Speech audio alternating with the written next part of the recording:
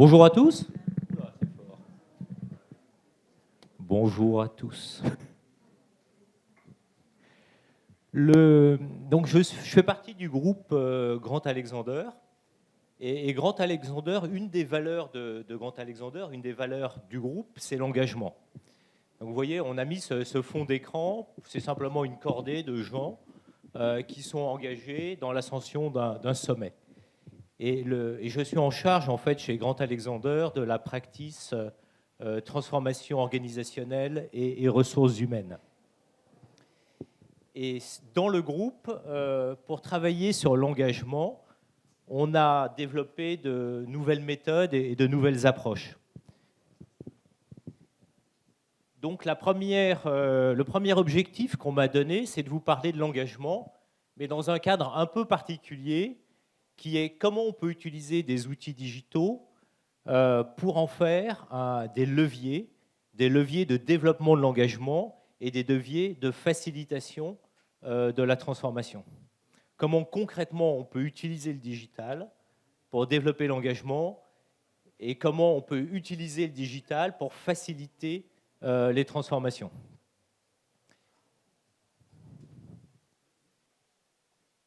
Donc on va juste 3 points pour ce soir. D'ailleurs, vous devez être plein de sujets, submergé de sujets. Je vous propose qu'on fasse un petit point sur l'engagement. Où est-ce qu'on en est? Un deuxième point très pratico-pratique, c'est comment on fait pour développer l'engagement. Comment c'est faisable au plan pratique. Il ne s'agit pas uniquement de le mesurer, il s'agit de le développer.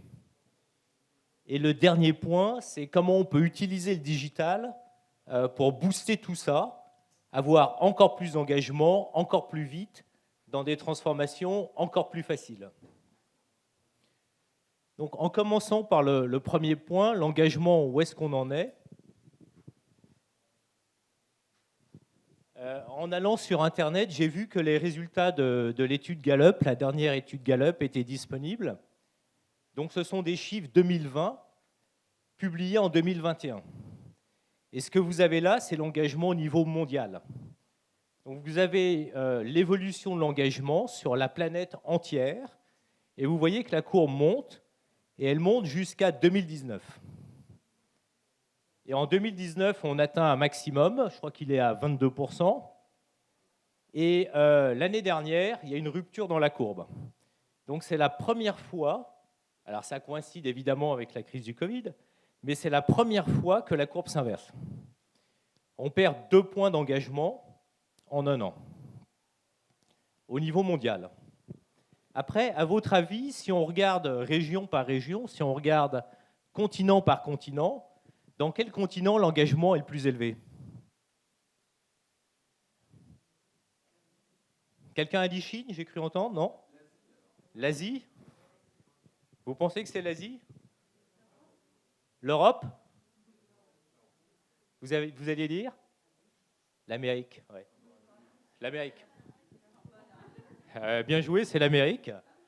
Donc vous voyez, les États-Unis et le Canada, c'est une zone commune dans Gallup, mais le taux d'engagement moyen en Amérique du Nord, il est de 34%.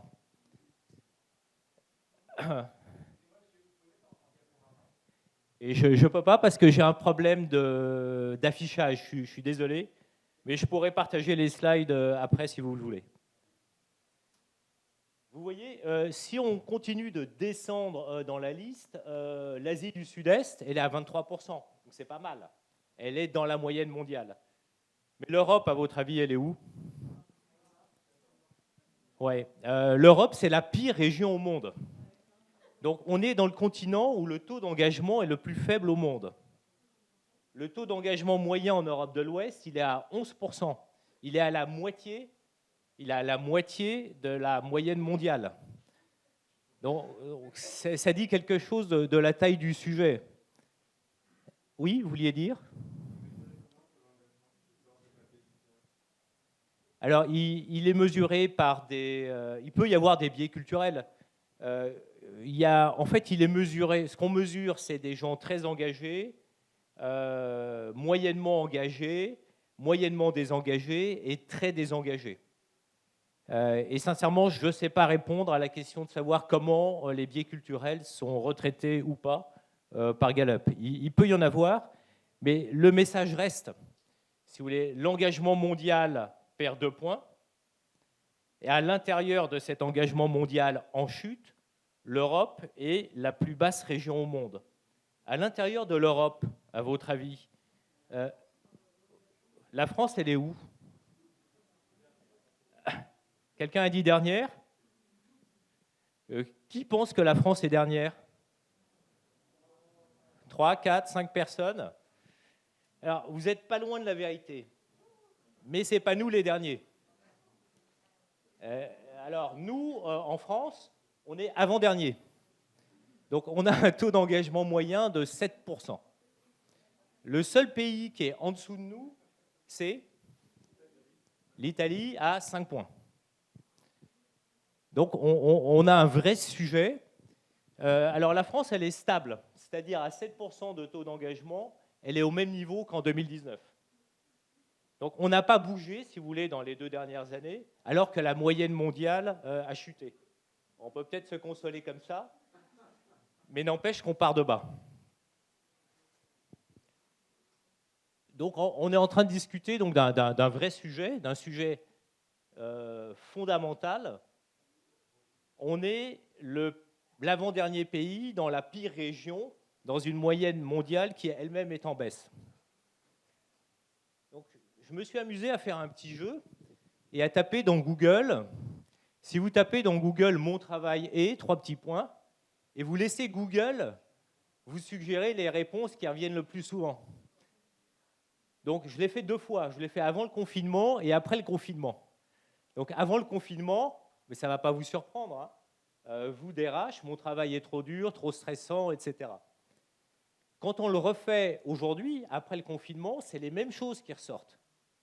Hein, c'est mon travail est trop physique, mon travail est trop difficile. Mais il y a un truc nouveau qui ressort maintenant. Voilà, vous l'avez vu, c'est la distance. Mon travail est à plus de 10 km, mon travail est à plus de 20 km, c'est nouveau. Et ça, c'est quoi? C'est le résultat de ces périodes confinées, c'est le résultat. On a du mal à reprendre la voiture ou à reprendre les transports en commun pour reprendre le chemin du bureau. C'est plus dur qu'avant. Donc ça nous dit quelque chose de pourquoi les gens sont plus désengagés ou ont tendance à être plus désengagés maintenant qu'avant. C'est plus pénible qu'avant de prendre le métro, c'est plus pénible qu'avant, après le confinement, de prendre la voiture. Donc voilà le problème sur lequel on a travaillé. Et ensuite, on vient à la deuxième partie de l'intervention, c'est comment on peut faire pour développer l'engagement. Peut-être que je vous propose de prendre 2 minutes pour parler à votre voisin ou à votre voisine et d'échanger avec votre voisin ou votre voisine pendant 2 minutes seulement comment vous faites pour développer l'engagement. Donc, comment on fait pour développer l'engagement? Quelles sont vos idées pour développer l'engagement? Donc 2 minutes si vous voulez parler à votre voisin ou à votre voisine. Ah, commençons à s'engager. Ah,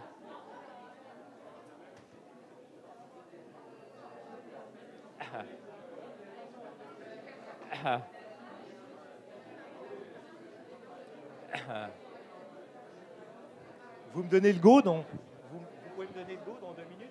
Vous m'arrêtez? Il est quoi? Il est 48?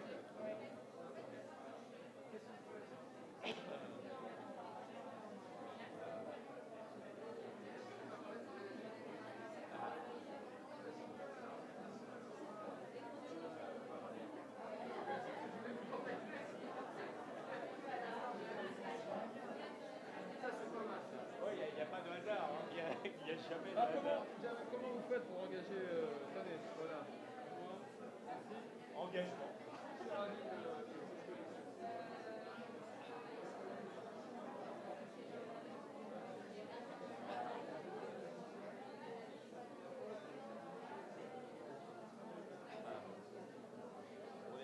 Encore 1 minute. Ouais, vous l'avez mis avec 30 secondes de retard, donc on va leur laisser 1 minute.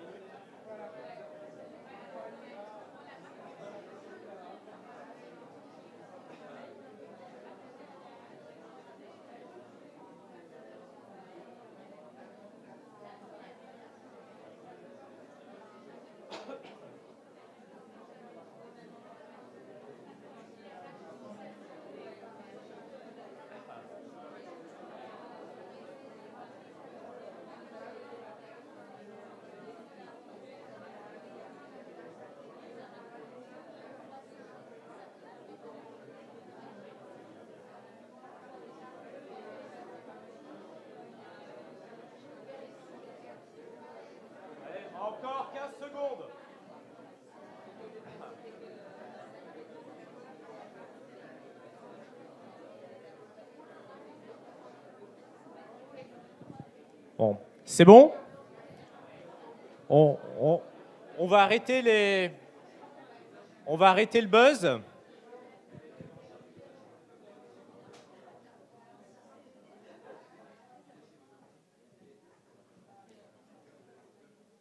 Est-ce qu'il y a une ou deux personnes qui veulent témoigner d'idées que vous avez eues? Une ou deux idées comme ça, très vite. Oui, vous avez pensé à quoi?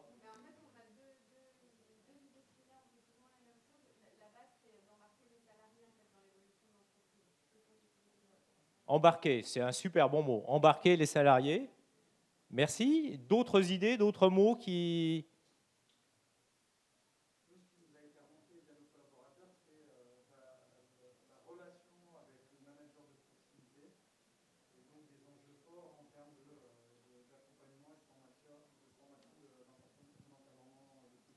Développer les relations, et spécialement avec l'encadrement de proximité. Merci. D'autres pistes?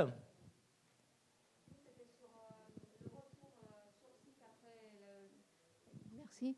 Donc, je suis de Ronotrox à Lyon et le retour sur site après le confinement, plutôt qu'imposer 2 jours, 3 jours de présence sur site, c'était une décision pour chaque équipe. Chaque équipe décidait si le rythme qui leur convenait, si c'était 2 jours, si c'était 3 jours.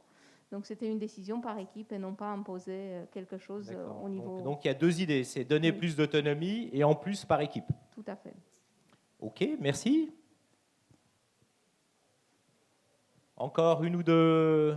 Voilà. Dans le prolongement de ce qui vient d'être dit, peut-être pour maintenir cet engagement et ce collectif, prévoir une fois par semaine où tous les collaborateurs d'une même équipe soient sur site pour permettre des échanges, pour permettre des partages d'informations, déjeuner ensemble, des moments de convivialité, pour qu'on parte tous vers une même direction. Donc, recréer du temps de présence en collectif sur le site. Voilà, un temps dédié à l'humain et que le collaborateur ne se sente pas isolé pour les jours où il est en télétravail. Donc voilà. Merci. Des temps dédiés, recréer du lien.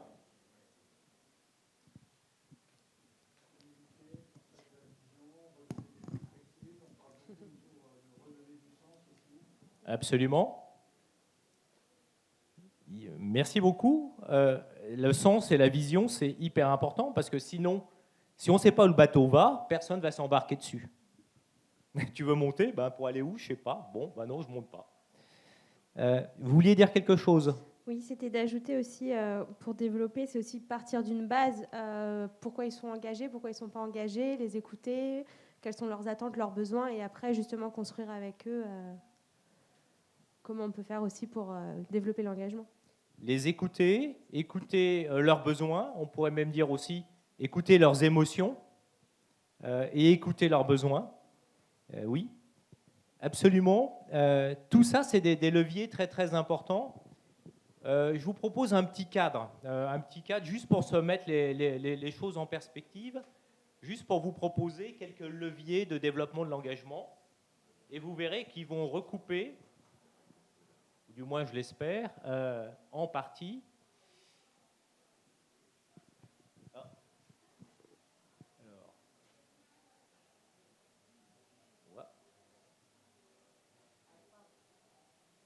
D'accord. Alors, ce que je voulais voir, c'était ça.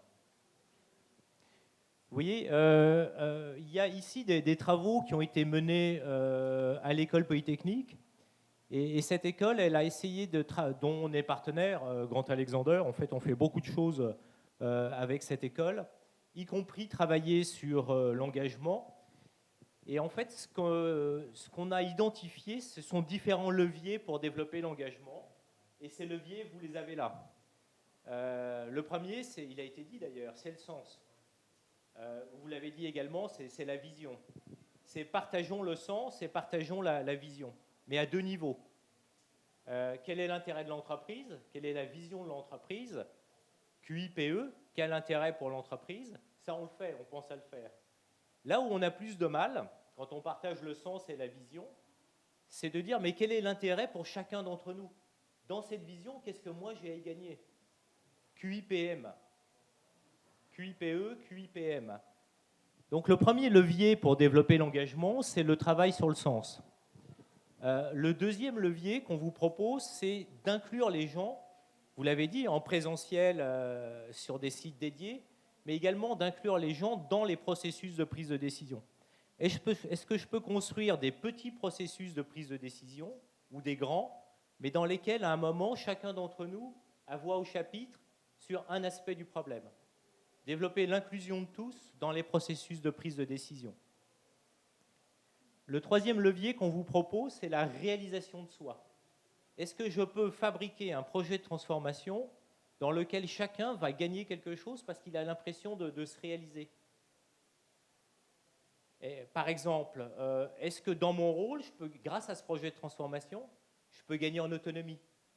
Est-ce que grâce à ce projet de transformation, je peux gagner en compétences? Comment je vais me réaliser? Est-ce qu'on peut construire des projets de transformation dans lesquels chacun a une opportunité de se réaliser? Si on y arrive, il y aura plus d'engagement. Le quatrième levier, on l'a appelé appartenance. Appartenance, c'est super important ce levier-là. Parce que même les gens qui sont par nature tièdes, même les gens qui sont par nature amotivationnels, on peut les embarquer dans un processus de transformation s'ils sentent appartenir à la même communauté. Vous voyez, le sentiment d'appartenance à une communauté, la création d'une communauté, là on est un groupe, on commence à développer nos rythmes dans toute la journée, on commence à développer nos rites dans toute cette journée, et ces rites et ces rythmes développent notre sentiment d'appartenance à une communauté. Et on est engagé par cette communauté-là. Donc c'est un levier très important de développement de l'engagement. Alors je vais essayer de vous le réafficher. Et puis le dernier levier, c'est celui de l'importance. Est-ce que chacun d'entre nous se sent important? Est-ce que chacun d'entre nous, est-ce qu'on dit à chacun d'entre nous, mais sans toi, ça ne serait pas pareil? Le projet de transfo, ça n'aurait jamais marché sans toi. Est-ce que chacun d'entre nous, à tous les niveaux, comprend en quoi il est important dans la réussite du projet de transformation? Donc voilà des dimensions très pratico-pratiques. Vous pouvez utiliser ces dimensions, réunir des personnes en atelier, leur demander de diagnostiquer une situation. On en est où sur l'appartenance? Ok, on en est où? Chacun dit où est-ce qu'on en est dans le sentiment d'appartenance de notre boîte, et on propose des solutions. Et chacun va donner des solutions, et comme ça, thème par thème, on va transformer ce chiffre un peu abstrait. Ok, on est à 7% de taux d'engagement en France, pas terrible. Concrètement, comment on fait pour aller plus loin? Première piste, je n'ai toujours pas parlé de digital, mais première piste, vous voyez, on va faire des ateliers, on va répartir les personnes sur des axes thématiques dans lesquels ils vont diagnostiquer la situation de l'entreprise sur ces 5 dimensions et ils vont proposer des actions d'amélioration. Ça, c'est une première possibilité. Facile. Très facile. Et très concrète. Je me souviens d'un grand groupe dans lequel il y avait les études d'engagement en interne. Et puis alors, comment ça faisait? On était au service marketing et puis on demandait à la DRH ou aux sous-traitants extérieurs de vous imprimer toutes les slides pour le service marketing. Et puis, ok, une semaine après, je recevais toutes les slides avec mes données pour le service marketing. Et puis, je devais réunir toute l'équipe. C'était un peu la corvée du mois. Et puis, on réfléchissait tous ensemble à est-ce qu'on a des actions d'amélioration et comment on fait. Là, pour l'instant, on a juste une méthode pour réfléchir à comment on va sortir des actions d'amélioration pour développer l'engagement. Ce que je vous propose, c'est maintenant de voir comment, avec le digital, on peut aller un cran plus loin et comment on peut accélérer tout ça. Donc, l'idée,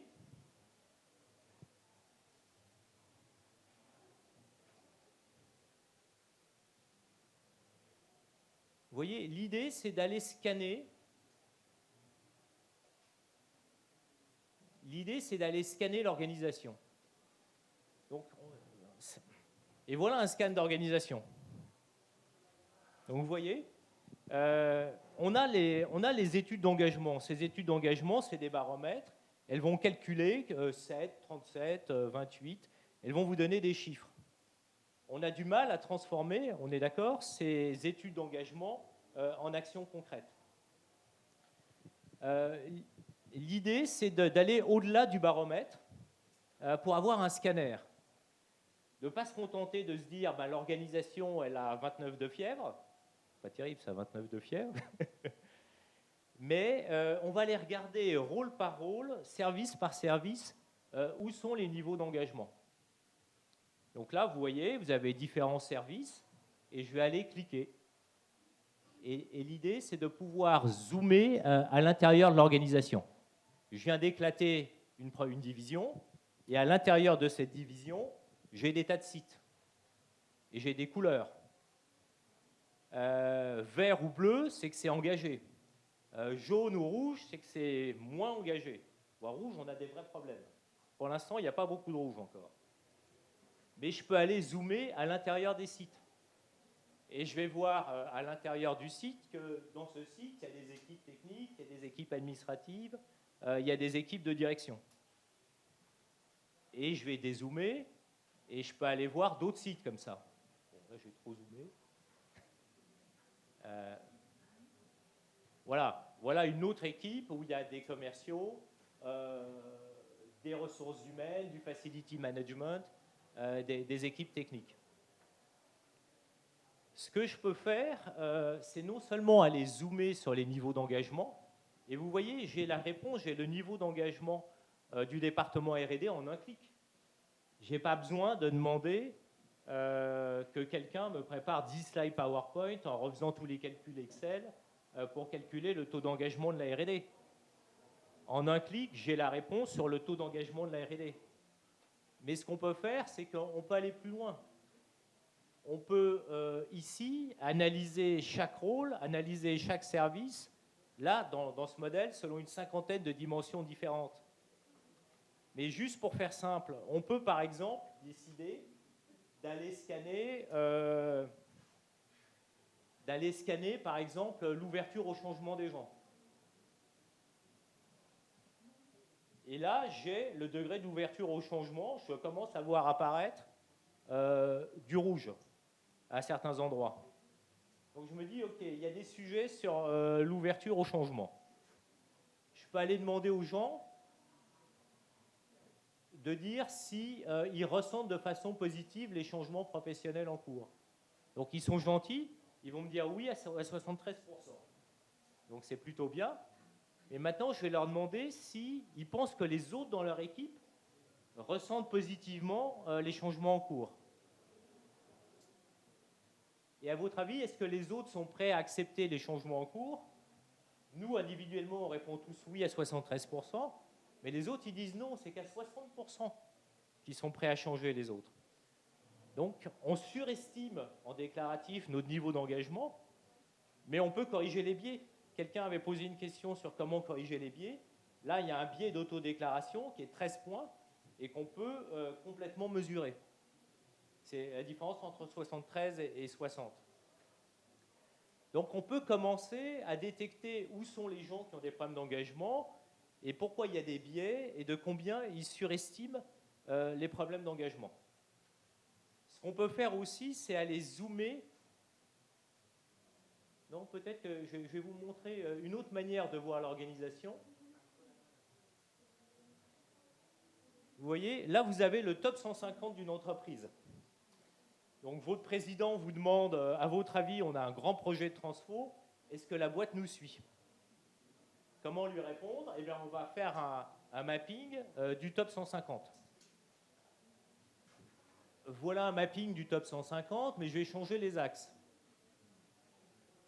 Je vais demander aux gens, sur l'axe horizontal, vous voyez, il s'appelle capacité d'action pour l'instant, je vais leur demander si les gens pensent qu'ils peuvent s'impliquer dans le processus de transformation.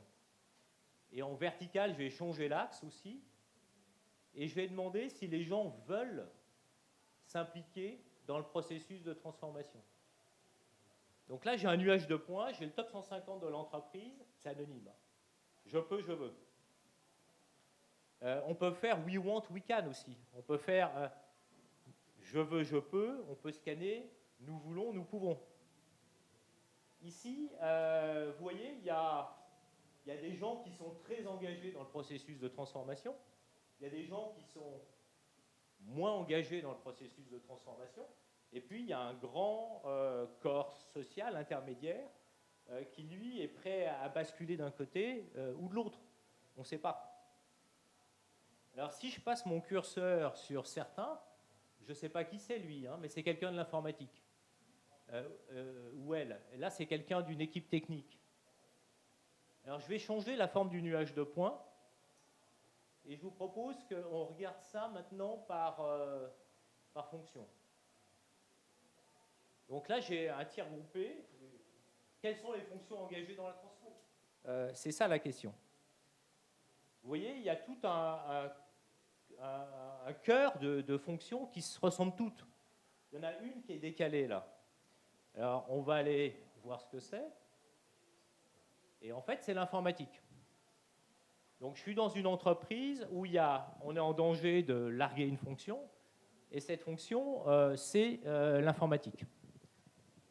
On va changer la tête du nuage de points pour aller zoomer plus profond dans l'engagement. On va aller regarder ça par site. Donc là, je suis sur une entreprise. Ça ne se passe pas en France, ça se passe dans un pays voisin, frontalier. Et d'ailleurs, en fait, on a conduit cette étude en 3 langues. En français, en allemand, ça va vous donner des idées sur le pays. À votre avis, c'est quoi la 3e langue ? Qui a dit l'italien ? Bravo. Bon, ça se passe en Suisse, en 3 langues. Et on peut parfaitement scanner les taux d'engagement des gens de langue française, de langue allemande ou de langue italienne. Là, on le fait par site. Et vous voyez que j'ai un problème non seulement avec l'informatique, mais j'ai un problème sur les sites 14 et 1 et 7. Et ce qu'on peut faire, c'est qu'on peut aller scanner non seulement le taux d'engagement moyen, mais on peut surtout aller scanner les leviers de l'engagement. On peut voir si les gens se sentent faire partie d'une communauté, s'ils se sentent importants dans les processus de prise de décision, s'il y a de la création de valeur pour eux, etc., etc. Donc on scanne non seulement le niveau d'engagement, mais on scanne tous les leviers qui créent ou qui détruisent l'engagement. Et donc on sait exactement qu'il faut agir avec les équipes informatiques, sur le site 14 et sur l'axe appartenance à une communauté. Donc on commence à...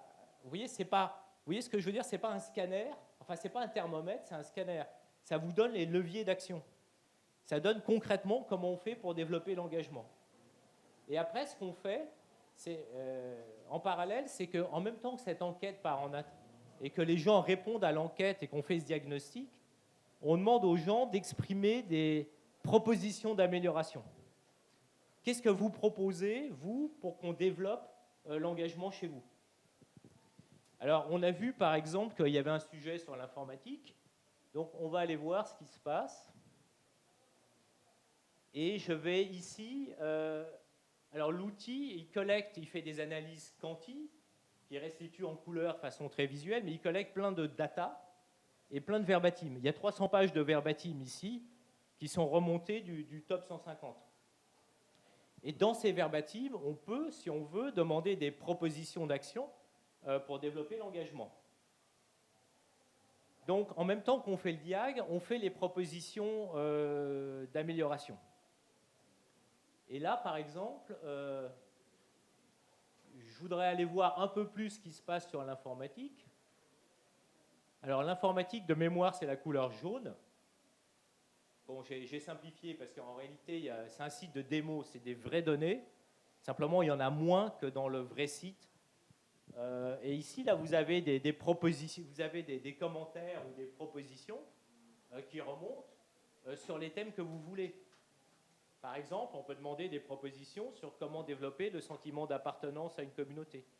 On peut demander des propositions sur comment est-ce qu'on va faire pour que chacun se sente inclus dans les processus de prise de décision, etc., etc.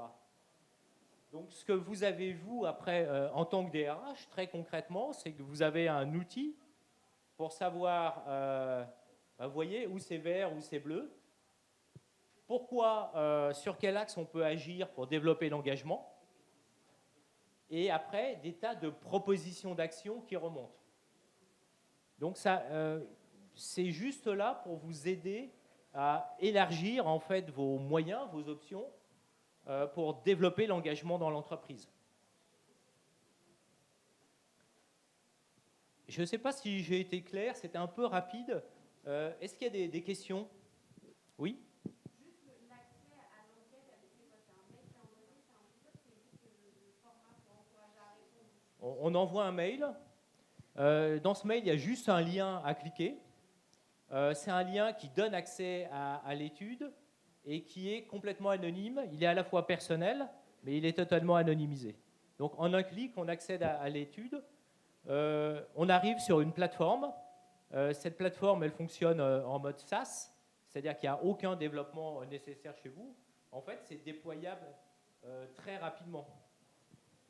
Concrètement, si vous voulez, il faut, à partir du moment où on veut lancer l'étude, il faut une semaine pour adapter le questionnaire à la configuration de votre entreprise. En une semaine, c'est fait. On envoie automatiquement, la plateforme va faire les envois automatiques de mails. Donc ça, elle va gérer automatiquement les relances de mails. Elle va gérer automatiquement la confidentialité de l'enquête. Et donc, on donne 3 semaines, ou 2 semaines, 2 à 3 semaines, aux gens pour répondre. Historiquement, on a toujours eu plus de 80% de taux de réponse. La dernière fois qu'on l'a fait, on était à 86% en 2 semaines. C'est le record à battre pour l'instant. 86% en 2 semaines. Et c'était au mois de juillet. Ah oui, c'était en pleine période de vacances. Oui? Au niveau de la confidentialité, on voyait tout à l'heure qu'il y avait un point rouge, enfin un désengagement sur l'informatique et sur un site X. Ouais. S'il y a une personne dans l'informatique de ce site-là, est-ce que du coup l'anonymat n'est pas... Alors, on peut paramétrer le système pour choisir le niveau de granularité qu'on affiche. Et ce qu'on fait, c'est qu'on s'interdit d'afficher des résultats avec des vraies données dans lesquelles il y a moins de 3 ou 4 personnes. Sinon, effectivement, on va trahir la confidentialité. Mais ce qu'on peut faire, c'est qu'on peut paramétrer le système pour protéger la confidentialité des gens en choisissant le niveau de granularité des réponses.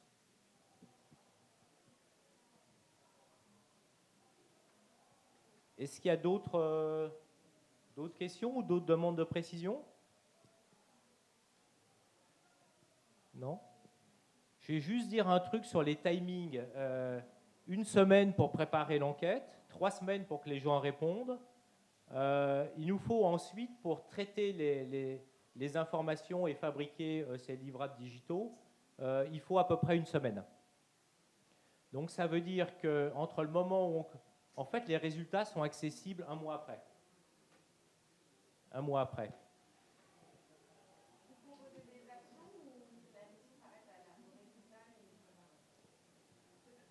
Alors, la bonne manière d'utiliser, enfin, à force de restituer ce genre d'études, on pense que la bonne manière de partager ces résultats en interne, c'est de procéder en 2 temps.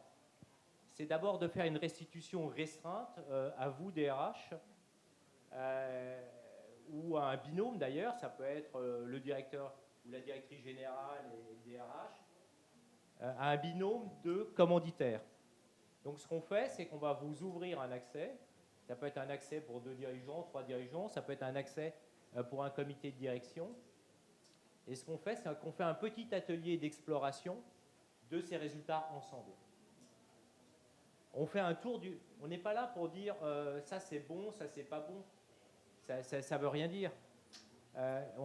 Mais juste, dans le comité de direction, toi au marketing, c'est quoi les 3 points chauds que tu vois? Toi aux ressources humaines, c'est quoi les 3 points chauds que tu vois? Et à la R&D. Et en fait, chacun explore l'organisation. On explore tous l'organisation avec l'outil. Vous voyez, cet outil, c'est comme un Rubik's Cube. Et dans le comité de direction, on va tous tourner le Rubik's Cube dans tous les sens. Et on va voir des choses différentes que moi, je ne vois pas, mais que mon collègue ou ma collègue va voir.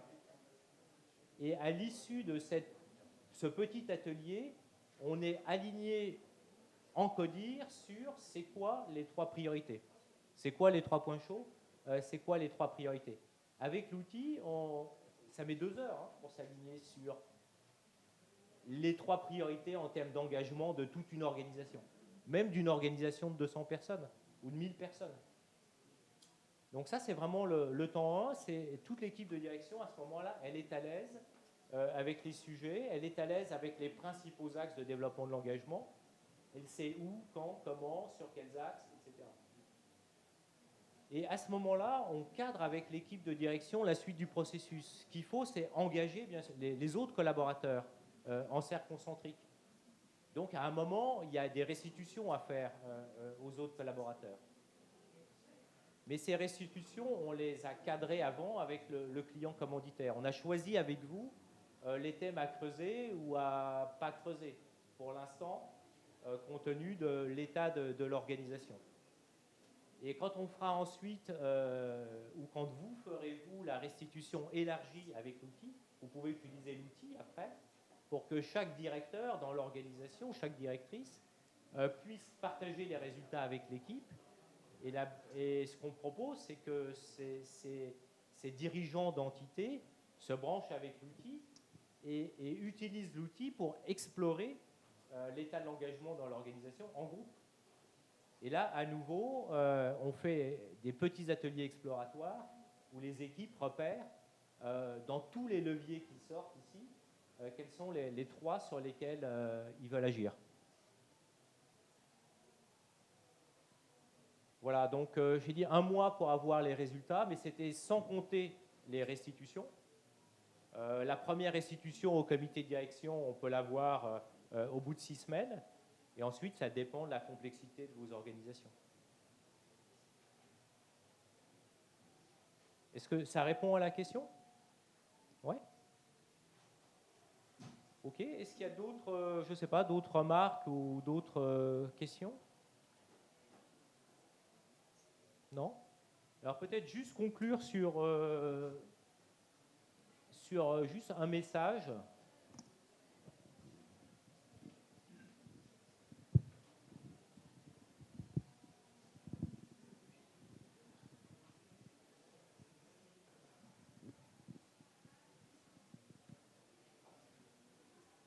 Un message, c'est que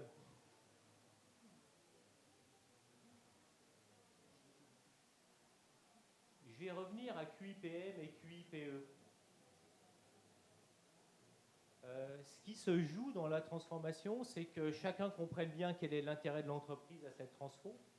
Donc la vision, le sens soit clair, évidemment. Mais que chacun comprenne bien quel est l'intérêt pour moi.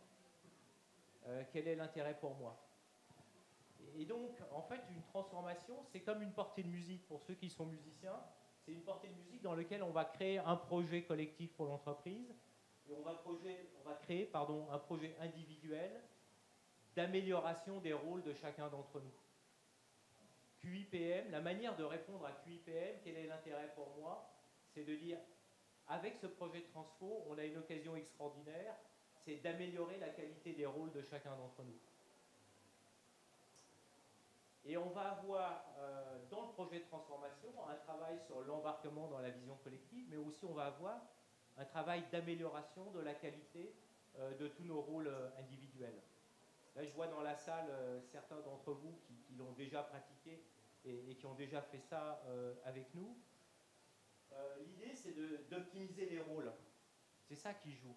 Optimiser les rôles pour que l'organisation soit plus performante, c'est-à-dire pour que les rôles soient alignés avec la stratégie, qui servent réellement à décliner les objectifs stratégiques, qu'ils soient cohérents, ces rôles-là, avec le niveau de ressources qu'a l'organisation, avec par exemple le niveau d'effectifs qu'on peut se permettre. Donc ça, c'est le côté QIPE d'optimisation des rôles. Mais le côté QIPM d'optimisation des rôles, c'est d'arriver à ajuster petit à petit les rôles de chacun d'entre nous pour qu'on puisse utiliser au mieux les compétences et les motivations individuelles de chacun. Et il y a 3 trucs qu'on peut toujours faire pour améliorer la qualité d'un rôle. On peut développer l'autonomie. Si j'ai plus d'autonomie dans mon rôle, je vais avoir plus d'espace d'initiative, plus d'espace de créativité. On peut développer les relations. On peut fabriquer des rôles dans lesquels il y a plus de collaboratifs, il y a plus de liens, on se voit plus souvent, on réfléchit plus ensemble. Donc autonomie, relation. Et le 3e levier, c'est la compétence. On peut fabriquer des rôles, on peut fabriquer des rôles pour que les gens aient des occasions de développer davantage de compétences. Et donc ce qui se joue de manière plus en profondeur, ce qui se joue derrière, c'est non seulement on veut augmenter l'engagement dans les transformations, mais on veut profiter de l'engagement pour améliorer la qualité des rôles. Et parce qu'on améliore la qualité des rôles, les gens seront plus embarqués dans la transformation et elle sera plus facile à mettre en œuvre. Voilà, et cette manière, si vous voulez, cette technique d'optimisation des rôles et d'optimisation de l'engagement rôle par rôle, on l'appelle, chez Grant Alexander, on l'appelle role crafting. Crafting, c'est vraiment l'artisanat. On se voit chez Grant Alexander comme des artisans de l'amélioration de la qualité des rôles. L'idée, ce n'est pas seulement de trouver les bons candidats, c'est de vous proposer les bons candidats ou les bons managers de transition, mais dans des rôles qui sont optimisés. Des rôles dans lesquels l'engagement des collaborateurs sera plus fort et des rôles dans lesquels la transformation sera plus facile. Voilà.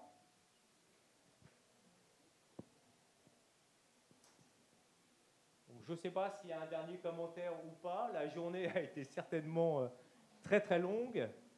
Le temps se rapproche où on pourra bientôt boire. Donc, et vous pourrez enlever vos masques. Moi, je vais remettre le mien. Et je vous souhaite une bonne soirée.